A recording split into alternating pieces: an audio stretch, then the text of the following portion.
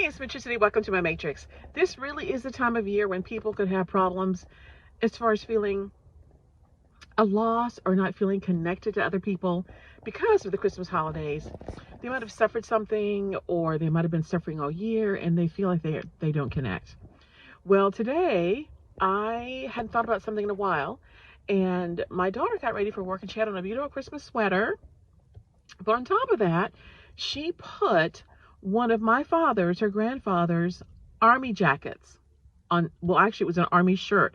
He was a kind of a stout man, so it fits her like a jacket. So we call it an army jacket on top of her beautiful sweater. And then I realized the date. It's the 22nd. My father died, her grandfather died 16 years ago today. And it was very much a day like today. It was rainy, it was cold, and the sky was so gray. We're talking like gunmetal gray. And I was at work, and she was very young, and she and my nephew were at my parents' house because they were keeping them while my brother and I worked. So I get a call from her probably early afternoon, and I hear her little voice on the phone, and she's very upset. I could tell by the tone. I said, "What's the matter?" And she says, "Papa has collapsed on the floor." And I said, "What?" She said, "Come home.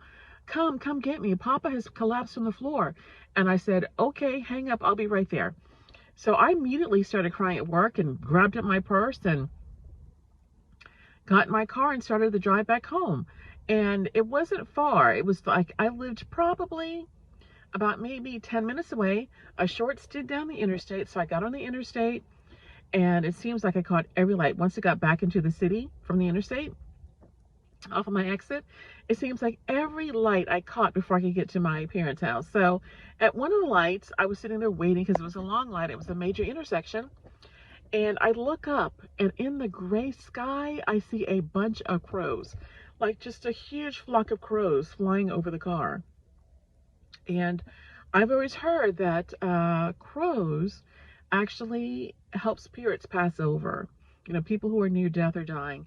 Crows will appear somewhere near to help them carry into the next world. So I immediately thought, those crows are a sign. And finally, the light turned green, and I was able to proceed forward. And my parents live in like the middle of the neighborhood. So there's a lot of weaving and a lot of turning corners to get to the house, to get to them. But before I could, and there's going to be a part two, hold on. Before I could get to the house, it seems like I hit every speed bump along the way.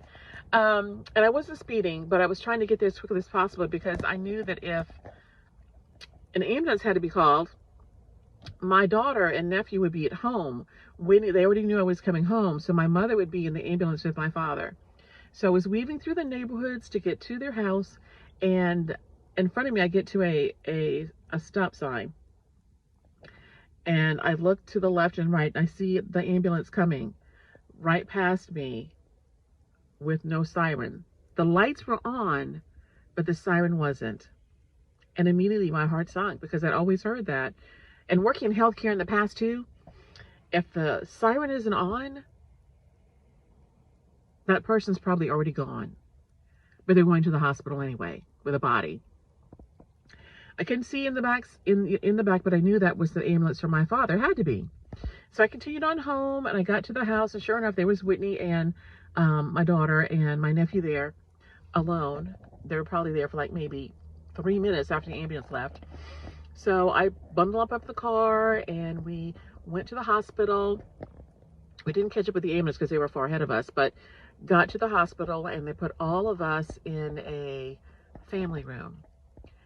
And look, there's a whole bunch of crows right now that just flew over the car and landed in the tree right over there, right next to my car. So I'm taking that as a sign. So they put us in a family room, and we're in there waiting, and we're waiting, and we're waiting. And we probably wait a good hour. And finally someone comes in, a pastor, and tells us that my father is indeed gone. And I had already figured that was the case. They're probably working him, trying to revive him. He'd actually had a pacemaker put in, several years before. So he'd had some heart issues. And he didn't make it. And, you know, one of the things I remember now that I look back on it was the Wednesday before this happened. This was like on a Friday. The Wednesday before, I'd actually gone over to my parents' house to pick up my daughter. And I looked at him and he didn't look right. He had like lost all color and was totally gray. And immediately I thought, he's going to die soon. I immediately thought that he's going to die soon. And sure enough, he did a couple days later. But at least, you know, he's at peace. And, you know, today I didn't think of anything about it till my daughter had on the jacket, remembering him and remembering that day. So I know that she has on the jacket today and she's thinking of her grandfather, my father. And because of that, it happened just a few days before Christmas. For her, Christmas was the worst holiday for her for many, many years. She couldn't stand it. Wouldn't put up a Christmas tree because her papa, and she was his favorite, left her around Christmas time. And that year, we still had to have Christmas because she was a little girl. And so, you know, basically what we did was, you know, made sure my mother was okay. We went home for a couple of hours. We had Christmas. And, you know, then we went back to my parents' house and, you know, mother basically fell apart and I had to do all the things. So I really didn't have time to grieve then because I had to do everything that had to be done because she could do nothing. And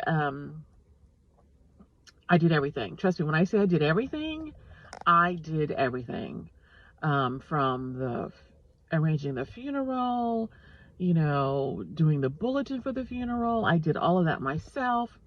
You know, after, you know, with all the bills and things like that, helping to pay everything, finding things, you know, finding bank accounts that she didn't know about, just everything. I had to do everything because she fell apart for a long time. But this time of year, you know, Christmas, it's kind of bittersweet because my father died 3 days before. And I'm glad now that my daughter is better. For many years, she grieved for so long and for so hard for him because he was her favorite and her father figure. Because her own biological father flew the coop. Has nothing to do with her or me ever since she was 2 years old.